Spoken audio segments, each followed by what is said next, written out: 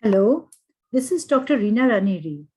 I will be discussing today on Mycoplasma, a unique type of microorganism. Mycoplasma are smallest unicellular, non-motile, free-living organisms. Cell wall is absent and plasma membrane forms the outer boundary of the cell. Due to the absence of cell wall, they cannot synthesize peptidoglycan precursors. Thus, they are penicillin resistant, as we know that penicillin attacks a cell wall, precisely the peptidoglycan, but susceptible to lysis by osmotic shock and detergent treatment. Due to the absence of cell wall, they can change their shape and are pleomorphic. They lack nucleus like other prokaryotes and other membrane-bound organelles. Genetic material is a single DNA duplex and is naked. Ribosomes are of 70S type and they are heterotrophic in nutrition. Regarding the history of Mycoplasma, their existence was first discovered by Pasteur in 1843, and they were isolated from pleural fluid of cattle. And it was then called as Mycoplasma mycoides. Later, E. Nokerd and E. Roux first cultured Mycoplasma in 1898 as bovine pleuropneumonia agent. In 1929, Nowak called them pleuropneumonia-like organism, or in short, PPLO. Mycoplasma pneumoniae was first isolated in tissue culture from the sputum of a patient with primary atypical pneumonia by Eaton et al. In 1944. However, its taxonomy remained obscure until the early 1960s, when it was clearly identified as a bacterium. Regarding the morphology, the size is 300 nanometer to 0.2 nanometer.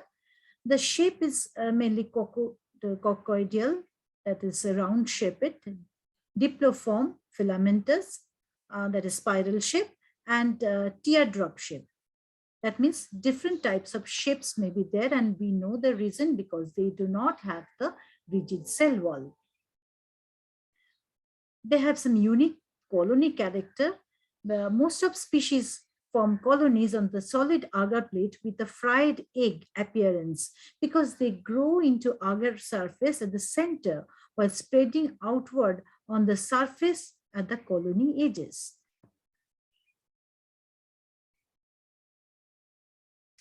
So how they are different from other bacteria?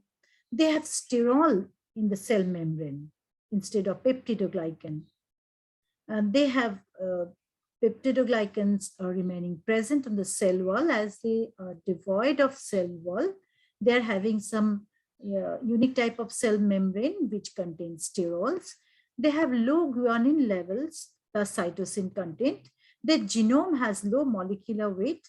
They contain both DNA as well as RNA. They exhibit no reversion to wall forms, both intracellular as well as extracellular. Regarding the taxonomic rank, they belong to the domain Bacteria, phylum Tenericutes, class Mollicutes, order Mycoplasmatales, family Mycoplasmataceae, and genus Mycoplasma. Their routes of infection is something different. Mycoplasmas are nicknamed as the carp grass of cell cultures because their infections are persistent, frequently difficult to detect and diagnose, and difficult to cure. Contamination of cell cultures by mycoplasmas presents serious problems in research laboratories and in biotechnological industries using cell cultures. The origin of contaminating mycoplasmas is in components of the culture medium, particularly serum, or in the flora of the technician's mouth, spread by droplet infection. Well, different diseases are caused by Mycoplasma. So they are following some typical pathways. First is attachment. That means they used to attach the host cell protein, followed by penetration. First of all, mucosa membrane penetration occurs, followed by attachment of epithelial cells and then growth on epithelial cells. Ultimately, that epithelial cells will be destroyed, causing pneumonia-like symptoms. They used to reproduce through binary fission. Here we can see the binary fission mechanism, then budding or round body formation and filamentous formation. That here we can see that a cell becomes elongated and then a number of cells are being formed from single cell. So by this way, they are reproducing. Now, regarding pathogenicity, they are extracellular parasite, cause infection in respiratory tract and also in urinogenital tract. In respiratory tract, they cause pneumonia, whereas in urinogenital tract, they cause malsterility. Actually, the risk of this infection is very much prominent in older adults and children younger than age 5. Then people who have diseases like compromising immune system like HIV, or who are on chronic steroids, immunotherapy or chemotherapy, and people who have lung disease already, and people who have sickle cell disease. The organism causing different diseases like M. pneumoniae cause upper respiratory tract diseases, then tracheobronchitis, atypical pneumonia.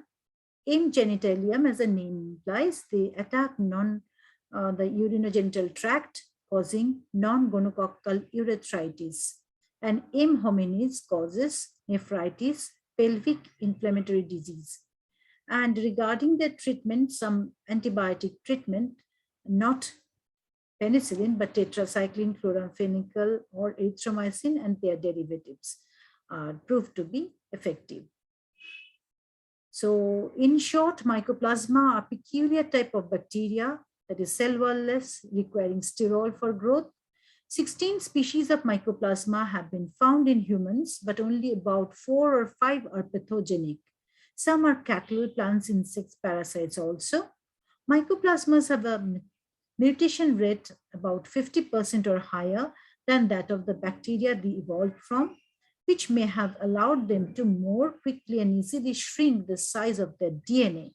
The immunomodulatory effects, both activating and evasive, of Mycoplasma surface lipoproteins can regulate host immune responses.